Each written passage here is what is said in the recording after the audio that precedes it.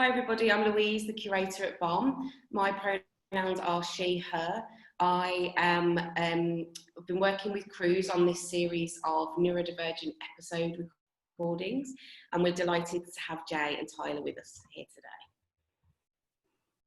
Hello, my name is Kruse. I'm a neurodivergent visual artist, writer, autism advocate, and current BOM Fellow. My pronouns are she, they, and it, as I self-identify as a cyborg. There are a lot of highly talented neurodivergent creative people out there whose beautiful brains are creating interesting work, but whose untypical way of experiencing the world can make it hard to navigate a successful career in the arts. So in this series, through conversations with neurodivergent artists, we will discuss some of the common barriers that they face or have faced, and we'll explore practical ways that arts organisations can make their operations and their spaces actively welcoming and inclusive to neurodivergent people. So yeah, good morning, Tyla. Good morning, Jay. Thank you for joining us here. I'm going to start by asking Tyla and then Jay, in a few words, can you say who you are and what you do? So I'm Tyla and I exist online as Autistic Tyla, creating content to challenge the preconceptions around autistic adults. I'm also the founder of a non-profit that supports Black neurodivergents in their personal development. Hi, my name's Jay. My pronouns are they, them. I am a multidisciplinary artist and maker. I'm non-binary, I'm neurodiverse. I'm currently the creative legacy and inclusion lead for Maya, and I also volunteer for Unmuted doing some graphics and social stuff. Great, thank you.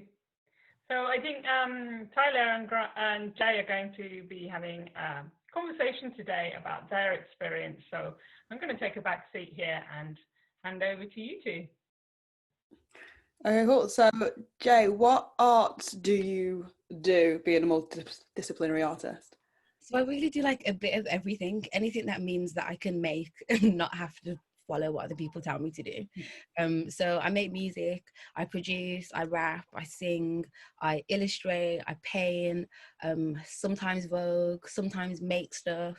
I like collaging, really just like anything that like allows me to like channel built up energy in like a different kind of way. Does there tend to be a theme along all of the art that you produce, or is it just whatever you're feeling in the energy that day? So I always try to create my art like surrounding intention. So a lot of it is around like affirmations and self-care, or like, I guess like working through like shadow thoughts and feelings and everything not always having to be light and love. Like I try to show like the spectrum of things that I and other people experience, but like keeping it colourful because I like colours. Cool. So speaking of like colour, how have you found your art is influenced by your neurodiversity? And I speak of colour because like when I think of colour, I think of like children and like colouring pencils. So like I've found that like I've been infantilized when I'm experiencing like trying to get into a workplace and disclosing my disability. How's the experience of that being in the arts world and community? It's really interesting because like in the arts world, I feel like everyone is always really open to like the conversation, which is really exciting because you can get in front of people and you can say, this is who I am and this is how I experience things. And that's wonderful. But a lot of the time, people don't really ask questions when you say things because maybe they feel like scared to, or they don't want to offend you. So then you disclose things to people and they actually have like none of the tools to like deal with it or consider it. And like the things that you've disclosed, like they're never brought up again. Nothing is ever gone back to. And so it can be quite difficult sometimes because it's like, am I just oversharing for banter, or is somebody going to consider that my access needs are not like negotiable? Mm-hmm. So yeah, it's definitely been a journey, but I'm really lucky that the company that I work for now, Maya, are just amazing, incredibly empathetic and really understanding. And just like when they don't understand, they are very vocal that they don't understand. That's amazing. So apart from being vocal, what changes have Maya put in place different to other like institutions or that you've asked or disclosed to? What could they have done differently? So one of the things that Maya do is they've like actually responded to the things that are in my accessibility document. So one of the big things for me is like when it comes to emails, if things aren't like highlighted or in bold, like the actual actions I'm supposed to do, I don't really know what's going on. It's just like there's just loads of words. There's like a 17 message long email thread, and I don't know what I'm supposed to be doing. So everyone in the team really makes the effort to like send me information in a way that I can understand. And if there are things I don't understand, if I say to someone, could you just send me that in a voice note, please? Then like people will do those things and make those changes, even if it means like an extra step of work for them. So it's really just like the being willing to adapt. I think that's been the biggest thing, that it's not like this is what I need at this time and then I can never change my mind about what works or what doesn't work. So have you ever found that a place not being accommodating to your access needs then means that you have to leave, or you've lost out on opportunities because of that? Absolutely. So before I want to say before last year, so last year I worked for Arts Connect. But prior to that, I was kind of doing work that was like within the charity sector, but not necessarily connected to arts. And when I disclosed my neurodiversities to them, they fired me. So yeah, it's definitely not always easy to tell people, because of the experiences that I've had and the way people have responded to it, as if because of the things that I live with, I'm then like not capable of doing my job. Yeah, not great. So a lot of like jobs and roles and getting your foot in relies on like paperwork and like just processes that are, in my opinion, long and pointless. What's your experience been like, especially being in the arts world? You'd hope that like it was a bit more willing to look at alternative methods of application, but that's not always the case if you're dealing with a bigger institution or things like that. So what's it been like for you? I think for me, in the last I'm going to say like the last year and a half, it's been really refreshing to see so many organizations that, yeah, they might have an application form that's a little bit like chaotic, but they always have the option that you can respond to it in like an alternative way. And so like the last couple of jobs and stuff that I've applied for, like my CV isn't just like my CV is a mind map basically, and I've applied for things with my CV as a mind map and still like got to interview stage, not got the job, but that's not the point. The point is that there are more people that are like saying, hey, a 12-page application and a CV and everything you've ever done and 7 references and all this thing means that like a lot of people can't, not even that they can't, they wouldn't even consider like wanting to enter that space. And so I do think that there has been a real shift, but I think there are a lot of things that people can do better, and just being considerate, because it not only makes it easier for neurodiverse people or people with like different kinds of needs, it makes it easier for you, because I know that you don't want to read through 20, not even 20, like hundreds of applications where everyone has put 2 sides of A4 and this CV and that CV. I think a lot of the time when people think about like additional needs, neurotypical people don't consider that it could actually make their lives easier as well, that maybe they have different kinds of needs that they've never like given themselves the compassion to say, hey, this thing that everyone does doesn't make sense and I don't want to do it. So what types of things, you mentioned like there are changes that could be made. Is there anything that you can think of now? No pressure, but just thinking. I just think like number one would be transparency. So like being very clear with people, like how much of your time is this thing going to take? I think it's really important, because so for example, if someone says, oh, there's this thing that I would really like to work with you on, and this is the thing, it's like, okay, yeah, that's fab, but then along the line there's now like 7 more commitments tied up into this thing. If you're somebody who only has like a limited amount of energy that you have to like manage very carefully each day, not telling people what they really have to do to be involved is like a barrier. I think asking people for accessibility documents and then also reading them and integrating what they say, not just like asking so you can say you did it. Actively working towards like being disability confident. I think that's something that every organization should be doing. Like it shouldn't even be optional in my opinion. Just like listening, really just listening, and like not just hiring neurodiverse people to say that you did it, and not just having them in like entry level roles. Like neurodiverse people need to be integrated across the whole organization, otherwise it doesn't really work. Yeah. So you mentioned something. Sorry, No, it's not you, it's me. It happens when I'm presenting. I'm just like trying to hold a thought but still listen. What's Louise said? Okay, so could you speak a little bit more about being disability confident and the experience in workplaces that are or organisations that are and those that aren't? So what I understand, I only have like very limited knowledge. So if I get things wrong, please Google it. Don't take my word for it.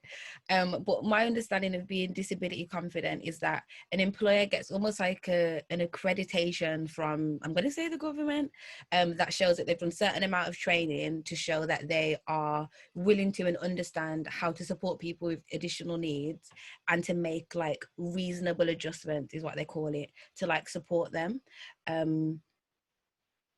But now that I'm even saying about being disability confident, the people that fired me when I disclosed to them were disability confident. So I don't really know if that's the thing, but I think there needs to be a something that keeps people accountable, that these things are not an afterthought.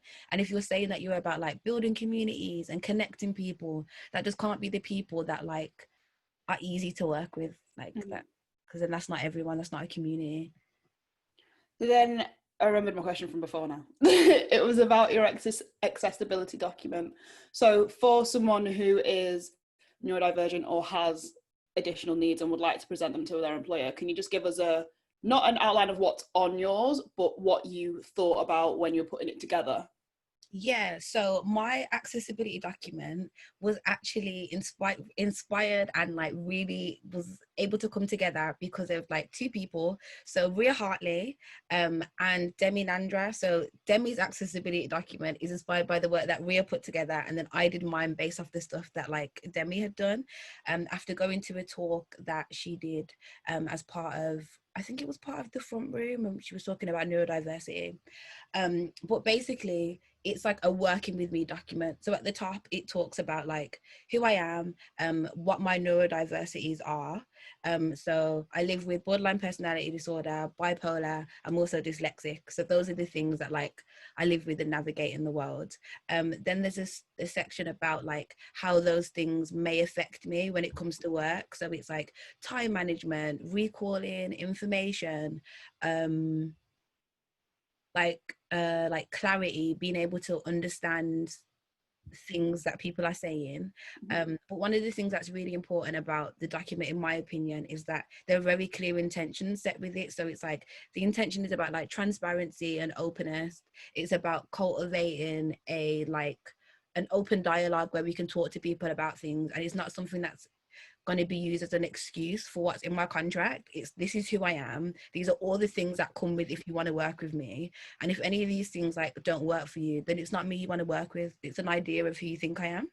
And then there were also some like actionable things at the bottom. So this is how I prefer to communicate. This is how I would like emails to be. This is what may happen if I am going through some kind of crisis. Just being very very honest, but not like a journal, like the actions at the end of a meeting. Like these are the things that we're going to do so that this doesn't become overwhelming for like either of us. But I definitely recommend checking out Ria Hartley and Demi Nandra, because they've got loads of brilliant stuff about it on their websites. Thank you for that. So you mentioned that the accessibility document isn't something to get you out of your role and responsibilities. It's something to just open communication.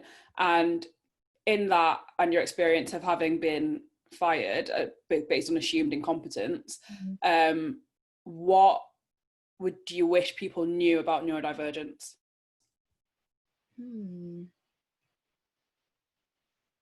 I think I wish people knew that there were more neurodiverse people than they realize. So like, I think it's like 1 in 7 people are neurodiverse, which ends up being like 15% of the population. So I wish more people considered that it's not just like one person being difficult, that actually there were lots of people whose brains do not work in the same way because everybody is individuals. And I think I wish that people wouldn't be so scared to ask, because I would rather you ask me something than like just make up something in your head and decide that that's what the thing is. And I wish that people would like detach their understanding of neurodiversity from like what they see in films and TVs. Yeah, because it's just no, when you're not like either a superhero or like an autistic little white boy, like those aren't the only ways that you can be neurodiverse. So really just like questioning everything that you've been told and being willing to like unlearn and relearn and listen to the neurodiverse people that are like in front of your face screaming that they need to be listened to, or not screaming, because like sometimes being neurodiverse means that's not, you can't even, Not got the energy. You can't that day. No, I hear you on that. So what has your experience been like when you're in a room, you're not quite sure whether it's ableism or racism or just what you're experiencing, and how do you navigate the intersectionality of race and neurodivergency? I think that's definitely something that I'm still working through. Yeah, it's something that I'm still working through because of my neurodiversities, there are times where I can like, I don't want to say overreact because that's gaslighting myself, but there are times when my reaction cannot always match like the magnitude of what's happening within the situation. In someone else's perspective, but to you. But to me, yeah. But then like, obviously being a Black person, it's like, if I'm experiencing racism, I know that there are certain ways that I have to respond to it so that I'm not made into the aggressor, so that the other person doesn't start crying and tell me it wasn't their intention and they didn't mean it. And because of my neurodiversities, if I know that somebody is being racist and they're crying because they've been called out, it's like I lose all sense of like empathy. And so it's like my face turns off, my body shuts down, and now it's like, oh gosh, they're definitely gonna think that I'm like being very aggressive. And so yeah, if I'm being honest, I just avoid those situations. It's like if I'm gonna go somewhere and I'm gonna be the only Black person in the room, I'm not going. If I don't know that, like, if I am the only Black person, that there are other people who are allies who would actually be able to support me in that situation, then I'm also not going. And a lot of the spaces that I am in, like a lot of the queer spaces, like it's cutie pop people, and a lot of them are also neurodivergent. So I don't put myself in positions that make me feel uncomfortable, because that's not the kind of character development I'm looking for. I'm all right. Just no. So with you removing yourself from what could be quite a few situations, given the way the world's set up at the minute, do you feel like that's had a hindrance on your progression as an artist?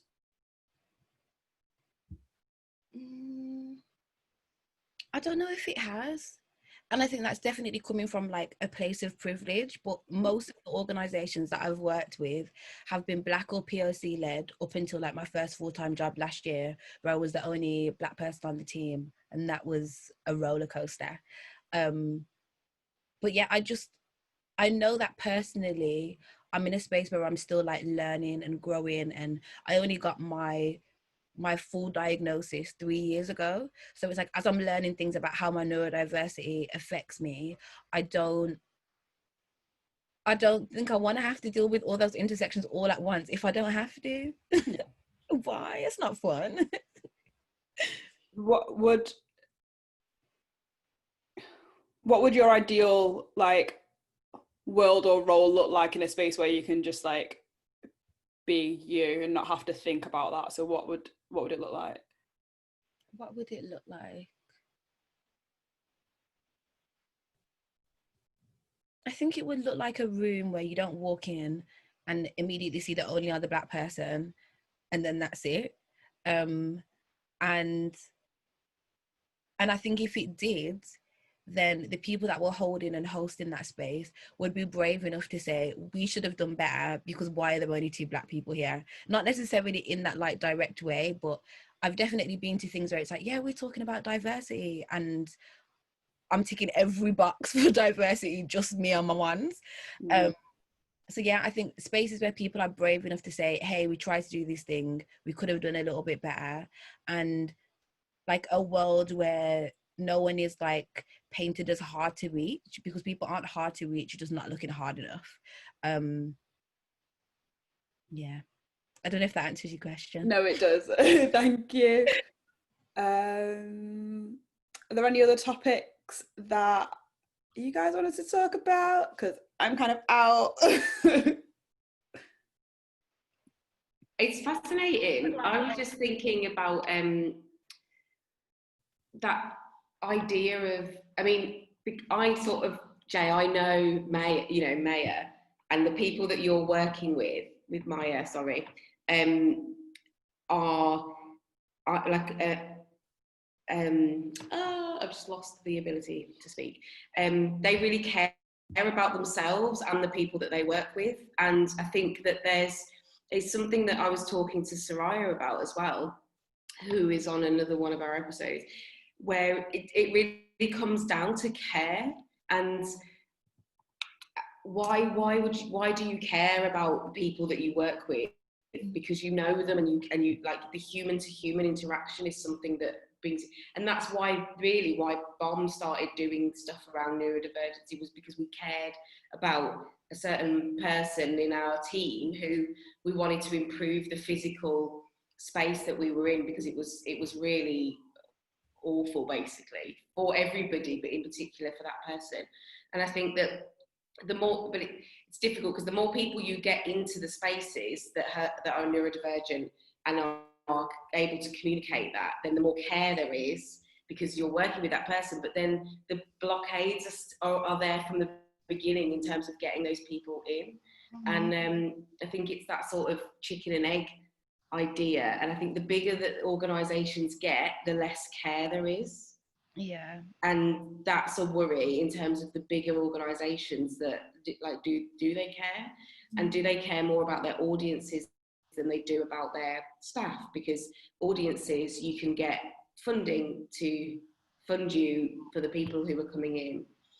So you might be looking after the people who are coming in on a daily basis into your cultural organisation, but are you really looking after the people that are in your organisation?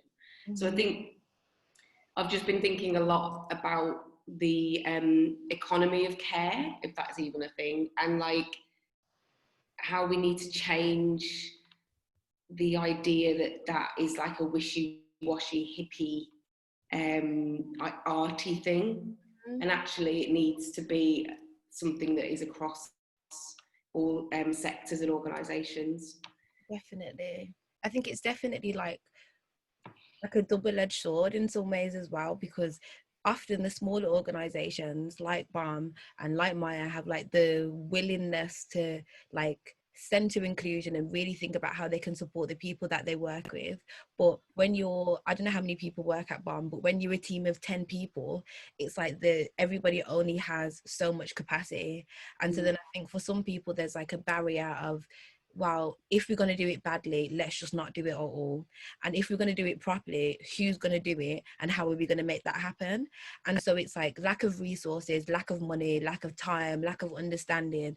Like there's so much lack. And then because so many people don't view it as a priority, it's like it's the push to like get everyone on board to see, no, this like care is like really, really important, and this is something that we need to be doing. And then you have the bigger organizations who have the money, who have the resources, but then they just don't see it as a priority. So it's all be reimagined. It's systemic, isn't it? Basically, I think that's the thing. And like BOM is doing great stuff, but we've, like the emails that we've been having, it's been really hard for you to understand what we're doing. And I haven't, there's things that I've done wrong. And I think a couple of years ago when we started doing stuff, I, did stuff really, not really wrong, but I did it in a really neurotypical way. And in a way of like, well, I'm the person who's like commissioning or running the project, so everybody else has to work in the way that I work. That's generally how it goes. And then slowly over the years, it's like, you can't do that anymore. I can't do that. And I've become harder in terms of like, it was at the beginning really upsetting when I upset someone. Like if I did something, I was like heartbroken. And then, I started to sort of be like, okay, so this is not about you. get over it, you tried, move on, like let's keep going. Because it's, I think the thing that people struggle with is the individuality of stuff. I know that I do, in terms of, I've created a way of working that is like a blanket way, and then I have to shift that for individuals, and that is, tiring and stuff. But then I can't remember who I was talking to, if it was Kruse or not, and they were like, well, welcome to our world, like everything's exhausting, it's like literally exhausting. So yeah, so even doing this series in itself and all of the work that we've done it is definitely a learning curve, and I think that there are things that people can do in organisations in terms of even just tiny things about like how you get people to apply for things, just opening that out to being. Go on. Sorry, no, just a lot of the I interact with autistic people mostly, that like people that I come across, they're like, okay, they've asked me what I want, but I don't know what I can ask for.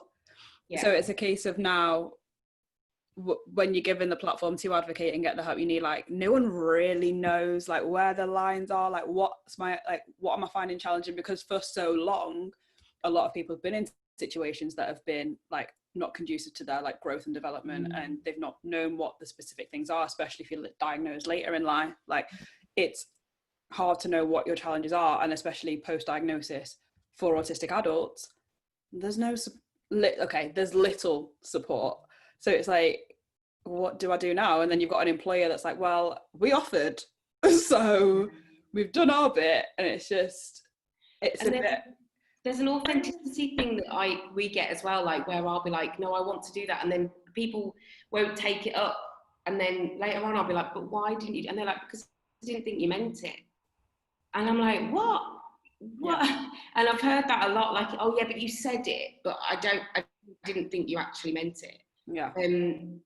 So like that's interesting to me in terms of how can I make myself become how can I make other people understand that I am being authentic, and I do want to do that, or I will do that. I feel like you weren't asking the question literally, but if it was me in that situation and I was being offered help now in a workplace, like I need it to be made explicitly clear, like either this money needs to be spent on me, so what do you want and need, like make it clear, like I have this, like spend it, or apply, maybe it's not even fake, apply some sort of HR pressure, like we need to implement changes, what are the changes, like if not this becomes difficult for me, so what do you need? Go away and think about it, but get back to me. Like rather than start it on a nice friendly way, like do you need any help, but then if they don't come back to you, subtle pressure. I think I would also say as well, like following off the back of that, if someone like doesn't know what they need, asking them if you can get someone to help them figure out what they need. Because sometimes just like applying the pressure of like, no, you need to decide, but it's like, oh, decisions can be overwhelming. And what the options are as well, like don't leave it open-ended. Like you will obviously have some idea of what's been implemented in other places, or going to a person, like what they might ask for. So maybe give examples of like, this is what we've done before, this is what we're open to doing. If you're not on that list, then we can do that too. I also say that this is I think a big issue for people of my sort of generation who maybe have been diagnosed quite late in life, because we have been performing normal for 40 odd years, trying to cover up the things that are not authentic, that are authentically us, because that's unacceptable or has been unacceptable in the past, particularly in the workspace. And I'm hesitant to say this because I feel like I'm maybe putting putting emotional energy onto younger people. But I have to say that just listening to you two, and to listening to some of the other people that I've interviewed, it's like you're giving me permission to be authentic. And it means such a lot to hear you speak and what you have to say. I wish that we had been able to do the work that you folks are doing now, because now you wouldn't have to do the work, and that would be the best thing. But it wasn't like that. We weren't allowed to be neurodivergent. I wasn't diagnosed as autistic till I was 47. What kind of performance has that involved for 47 years trying to be normal? I really appreciate the effort and the work, and I'm sorry you're having to do that work, because I wish it wasn't like that. And I think that goes beyond, of course, that also goes into the idea of gender and of race, and that this work is being done by young people. You know, shouldn't we be over that now? We're not. But I really want to say thank you, and how just I really appreciate it, but without, it's so difficult. I mean, I've written down a couple of things that you were saying, Jay, about neurodivergent people doing things differently, and how being honest in the things that we need and that we do differently actually can be empowering for other people, which I thought was really powerful.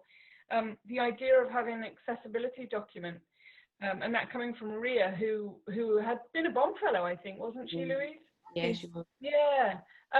When I didn't know anything about an accessibility document until Louise was telling me about that, and then I was like, oh my God, that's a wonderful thing that I think is really helpful to pass on to other people. And also the notion that Tyla brought up as well, this idea of being disability confident. And I was seeing that in a very different way. Not that an organisation is disability confident, but that we are disability confident. And that was something I got out of Jess talking last week as well. So I'm not going to say any more because this is yours, but I just really wanted to reach out and say how moving and meaningful it is to me to hear you both talking this morning. Thank you. There's something really nice about what you said about like feeling like we gave you permission, and that was definitely how like I felt. Like I feel as if I got permission to be neurodiverse from Soraya, because before then I'd never even heard of the word neurodiverse. It was just like, oh, you have mental health issues, you have mental illness, and it's like framing it in this way of like illness and issues. Yes, there were times where I experienced periods of illness because of my neurodiversities, but these are things that I live with, so I can't just constantly say that I'm ill, because then like it makes me feel disempowered. It doesn't make me feel like I can ever be present or achieve things. And so when I found out about neurodiversity, I was like, oh my gosh, that's what it is. Like my brain is just wired differently to other people. I have different pathways, I process things in a different way, and like being given the permission to not see myself as a victim all the time changed the trajectory of my life. Like now I can overshare and feel no way. Like, yeah, okay, what next? It's exciting. It's exciting to be in a space where there are people who are brave enough to talk about things that might make other people uncomfortable, and the way that you don't know that's going to affect other people. Like since I've been talking about neurodiversity, I feel like people in my family are able to understand it more. People in my life have been like actively going and thinking, wait, actually, maybe I need to speak to somebody. Maybe I need to get assessed and figure out what this thing is that people say, oh, it's just what I'm like. When actually, like, yes, there are people who are very anti-labels, but when there's a label on something, you know what to expect. You know what might be in the tin. And I think having that power to say, this is who I am and this is the way it affects me, just makes it easier for everyone to connect with each other. And that has a huge impact for autistic people, doesn't it, Tyla, as well? Because I think autistic people have also been kind of medicalized, and this idea that, you know, we are a certain way of being. Do you feel the same way about neurodivergency as a label, Tyla? I feel like I rate it as a label, like it's necessary, like same as disabled and all like these other words. I don't even think we're in a space of like taking it back and claiming it and rebranding it. Like there are issues along with the uses of the word, and even the word neurodiversity, like we trying to get it back on the path of being, it's just all brains, neurodivergent, so the ones that are like have these conditions. But it's a case of, do we need to get bogged down in the language right now when we're trying to make the whole movement move? But then along with like where I decided to start advocating, because it's only in the past, like I think this month, about 18 months, where I've been vocal about my challenges and experience as an autistic woman. Like it was because everything was difficult, and it seemed like I'd I hadn't breezed through uni. Looking back, I actually had a lot of challenges, and it was just not an experience I would want to relive. But then doing the next stage of life and going to get a grad job and like all these things, because I'm not from a creative background. No, I'm not. And like, so it's like, right, okay, now you've got your degree, what office are you going to go and work in? Like, what suit are you wearing to work tomorrow? Like, that was my trajectory and path. But it was just like, why? Like, the applications were challenging, the interviews were horrible, like the work, like the actual environments, the people, the judgment, and it just, everything was like, and I get getting a grad job's not easy, but I was going back to my friends when we were talking about it, they were all like not neurodivergent, and they were just like, why? Like, I'd be speaking about like the train ride there and how like I got there and then I was like couldn't even focus in the interview because that was too overstimulating. Like, someone was eating a sandwich that bloody stank and it just lost all my focus, so I couldn't read my notes, like all these things, and they were just looking at me sideways, and I was like, oh yeah, I'm different. And then I was still trying to like, I was basically trying to say like, oh yeah, but being autistic isn't going to stop me, I can still stick to this path, this is what I want to do. It wasn't what I wanted to do. I do not want to process invoices for the rest of my life. Like, that is not me. Like, that was just not. And I think when I started to advocate and just speak about my experiences and realize that I am different, I do have challenges, it is like, I think I spoke about it the other day with someone. I was like, it's publicly displaying my pain, but for other people's benefit, because like, yeah, it's not fun, but if other people can see that, yeah, I'm struggling, doesn't need to be this like what do they call it, like disability porn kind of thing. Like, you don't have to then think, oh, but she's overcome it. Some things I don't want to overcome.